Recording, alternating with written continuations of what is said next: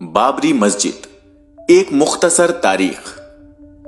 बाबरी मस्जिद कब बनाई गई और उसके बाद उसके साथ कब कब क्या क्या हुआ, इस वीडियो के जरिए से आज हम उस पूरी तारीख को आपके सामने रखेंगे।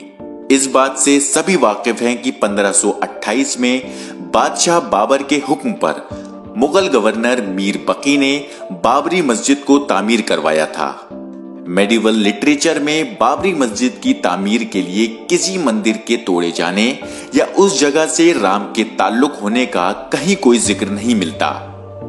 1534 से 1623 के बीच के किसी जमाने में तुलसीदास ने रामचरितमानस लिखी और उन्होंने राम को भगवान विष्णु के अवतार का दर्जा दिया, लेकिन तुलसीदास ने भी कभी बाबरी मस्जिद को राम जन्मभूमि नहीं लिखा। 1760 में राज चतुर्मान ने पहली बार अपनी किताब चहार गुलशन चार बाग में अयोध्या को श्री राम का मुमकिना जन्म स्थान बताया, लेकिन इससे भी बाबरी मस्जिद का कहीं कोई नाम नहीं मिलता। तो बाबरी मस्जिद के साथ राम जन्मभूमि को जोड़ने का काम सबसे पहले किसने किया? 1788 में एक ईसाई पादरी जोसेफ टाइफन हिलर ने बिना किसी सबूत के बाबरी मस्जिद के आसपास राम की पैदाइश की बात सामने लाई। फिर 1885 में महंत रघुबर दास ने राम चबूतरे पर एक मंदिर बनाने के लिए पहली पिटीशन दाखिल की, लेकिन 1886 में फैजाबाद जिला अदालत ने पिटीशन को खारिज कर दिया। उसके बाद 22 दिसंबर 1949 को हिंदुओं के एक ग्रुप ने रात के अंधेरे में चुपके से बाबरी मस्जिद के अंदर रामलल्ला की मूर्तियां रख दी। फिर वो वक्त भी आया जब मुसलमानों को मस्जिद में जाने से रोक दिया गया। 5 जनवरी 1950 को डिस्ट्रिक्ट मजिस्ट्रेट के नायर ने मस्जिद में ताला लगवा दिया और हिंदुओं को वहां पूजा की इजाजत दे दी, लेकिन मुसलमानों को अपनी ही मस्जिद के आसपास आने से भी रोक दिया गया। इसके बदले में के नायर को जनसंघ की तरफ से सांसद का उम्मीदवार बनाया गया। अब बाबरी मस्जिद मामले पर कानूनी लड़ाई पर भी एक नजर डालते हैं। 1950 में हाशिम अंसारी ने मस्जिद का गेट खोलने और नमाज की इजाजत देने की दरखास्त करते हुए फैजाबाद कोर्ट में एक अर्जी दाखिल की। उसके तुरंत बाद गोपाल विशारद और महंत परमहंस रामचंद्र दास ने स्थान जन्मभूमि पर पूजा की इजाजत के लिए दरखास्त दी। इसी बीच 1949 में निर्मोही अखाड़ा ने मंदिर के मैनेजमेंट से प्रिया दत्त राम को हटाकर अखाड़ा के हाथ में चार्ज देने की दरखास्त दी और 1961 में यूपी सुन्नी सेंट्रल वक्फ बोर्ड ने मस्जिद में इबादत के मुसलमानों के हक को बहाल करने के लिए एक अर्जी दायर की। फिर 1984 में विश्व हिंदू परिषद ने विवादित जगह को आजाद कराने और वहां राम मंदिर बनाने के लिए एक पैनल बनाया और इसके लिए एक बड़ी तहरीक चलाई।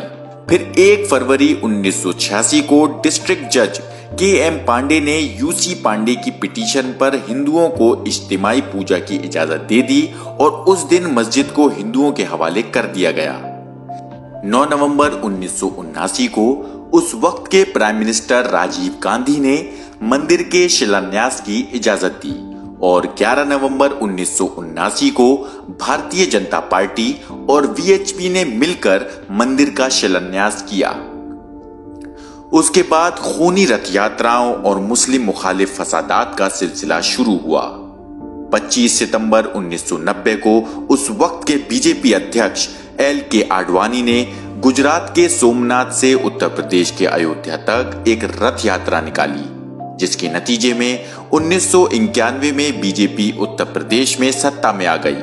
7 अक्टूबर 1991 को उत्तर प्रदेश की बीजेपी हुकूमत ने मस्जिद से जुड़ी मुसलमानों की वक्फ की 2.77 एकड़ जमीन को अपने कब्जे में लेकर कंस्ट्रक्शन शुरू कर दिया।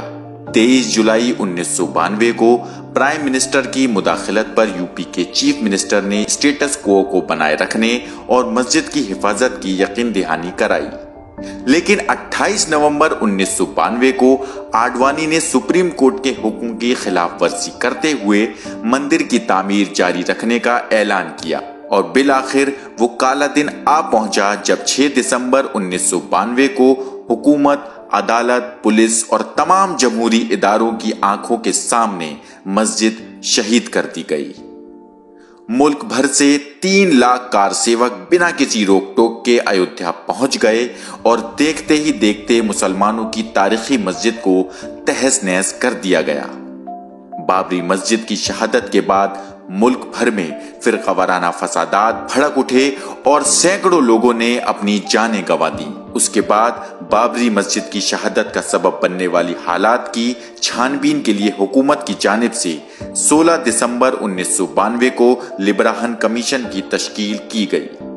फिर अप्रैल 2002 में बाबरी मस्जिद के मालिकाना हक को तय करने के लिए इलाहाबाद हाई कोर्ट में सुनवाई शुरू की जाती है। फिर ये देखने के लिए कि बाबरी मस्जिद की जगह पर कोई मंदिर था या नहीं, archaeological survey of India Allahabad high court की हिदायत पर 12 मार्च 2003 को अयोध्या में खुदाई शुरू करता है।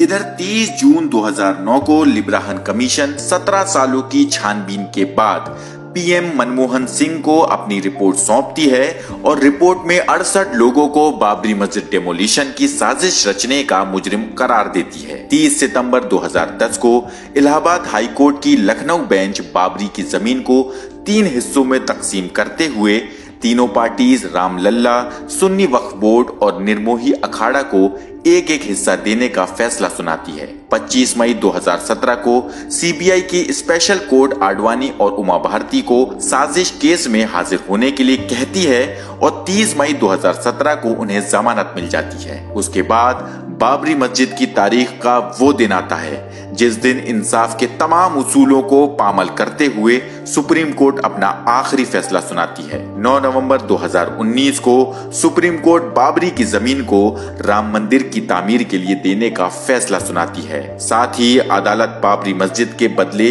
यूपी सुन्नी सेंट्रल वक्फ बोर्ड को मस्जिद बनाने के लिए दूसरी जगह पर 5 एकड़ जमीन देने का हुक्म देती है। 30 सितंबर 2020 को लखनऊ की स्पेशल कोर्ट बाबरी मस्जिद डेमोलिशन केस में लंबे इंतजार के बाद अपना फैसला सुनाती है और BJP leader LK Advani, Murli Manohar Joshi, Uma Bharti और कल्याण सिंह समेत तमाम 32 मुजरिमों को बरी कर दिया जाता है। इस तरह भारत जैसे जमहूरी मुल्क में मुसलमानों की सदियों पुरानी इबादतगाह बाबरी मस्जिद के साथ एक के बाद एक नाइंसाफियां की जाती रहीं और जमहूरियत को शर्मसार किया जाता रहा और तमाम जमहूरी इदारे या तो नाइंसाफी के साथ खड़े हो गए या खामोश तमाशाई बने रहे।